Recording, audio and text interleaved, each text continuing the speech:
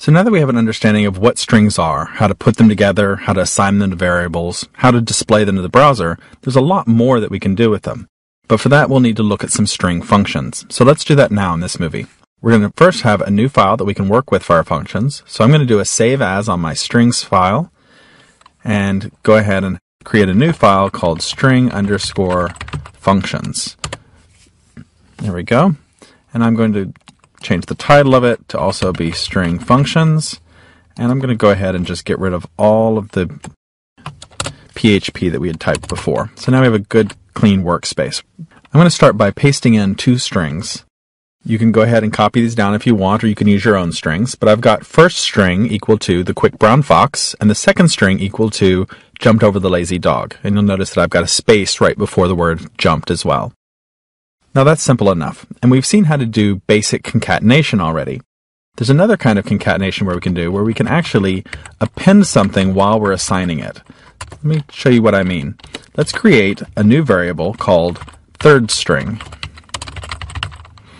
And let's set it equal to first string. And that does what you would expect. It sets third string equal to the same value as first string. In other words, the quick brown fox. But now, let's append the second string on there. And we're going to do that by using a period equals notation. So it's the concatenation that we saw with the period preceding an equal sign with no space in between them. And then we'll put in second string. Now, if we echo back the third string to our browser,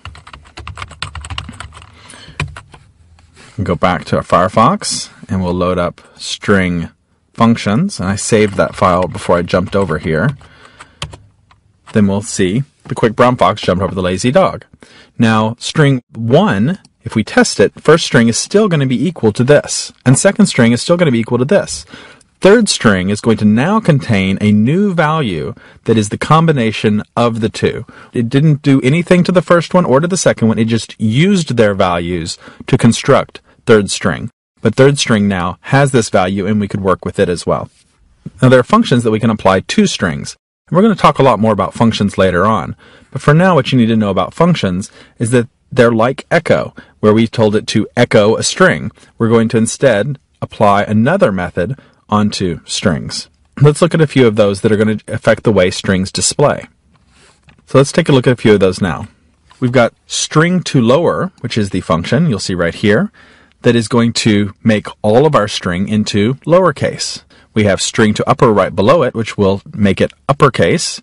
And then we've got a few others, UC first, which will make uppercase of the first letter of the entire string, or uppercase words will do the same thing to each of the words there. And we can go ahead and look at that in our browser and see what it does. We'll save the file. And sure enough, you'll see that it applied those alterations to the string. Now, we went ahead and had echo, which is one function, applied to another function, which is string to lower, and that's fine. Functions can interact with other functions, no problem. And we'll talk a lot more about that later when we get to more advanced concepts. But we've gone ahead and told it to perform the string to lower and then echo those results back to our browser. Besides these functions that just affect the uppercase or lowercase part of the string, we have a few others that are going to be useful to us.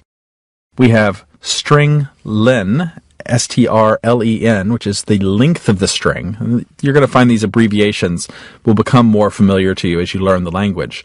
Remember, you can always look these up on the php.net website. The same way that we did a search for echo, you can do a search for strlen to find out exactly what it does, or you can browse through the list of string functions until you find the one that's right for you. So you don't have to remember these right from the start.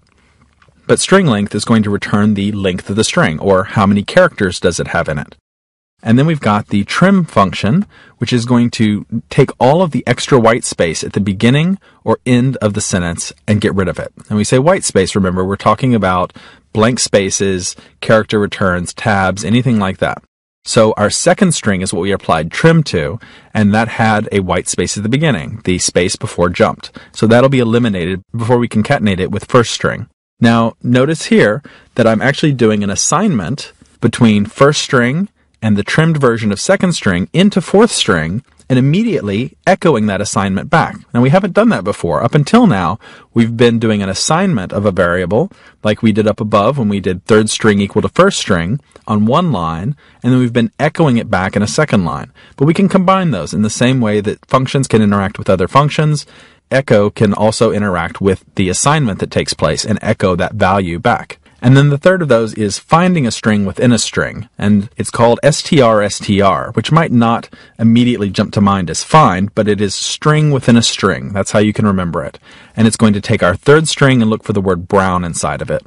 And then the last one is replaced by string, and that's str_replace, and it's going to replace the occurrence of the word quick with the words super fast in the third string, and it wraps third string around there because my code is a little big. But yours will probably be all on one line. Again, white space doesn't matter. We can make the code break whenever we need it to. So I'm going to go ahead and save these and see what they do. Go back to our browser. We'll load them up, and it gives me that the length of the string is 45. It trimmed out the space, so now fox and jumped smashed together because there's no space between them. And you'll see that it found the word brown, but it didn't just say, yes, I found it. It actually returned everything from that on. So it did find it, it found the word brown, and then it gave us everything that followed that in the string. And then replace by string took the words quick and replaced it with super fast, just like we would expect. So these are just a few of the many functions that you can apply to strings. I'm not going to give you an exhaustive list of all of them. The main thing that I want you to understand is that you can work with strings in this kind of way, that you can find out the length of a string, that you can transform it in different ways, that you can set strings equal to other strings and manipulate them, because we're going to want to be able to work with strings and variables in this kind of a fluid way. If you're curious to try a few more, I've put up 4 more strings for you. The repeat string, which just repeats a string several times, making a substring by taking a starting and ending position, finding the position of the word brown in the third string. Instead of returning everything after it, tell us what position it's at. Give us a number. And find character, which will find where a certain character occurs inside a string. The PHP.net website has a lot more of these. You're going to end up going there a lot. You're going to end up referencing them, looking them up. Make notes for yourself. Write them down over to the side so that you remember what these things are as you use them. You may not use a lot of these all the time. They may come up, maybe once per project. But the overall point that I want to drive home is that you can do manipulations on strings. And now we're ready to look at the next type, which is going to be numbers. And we'll do that in the very next movie.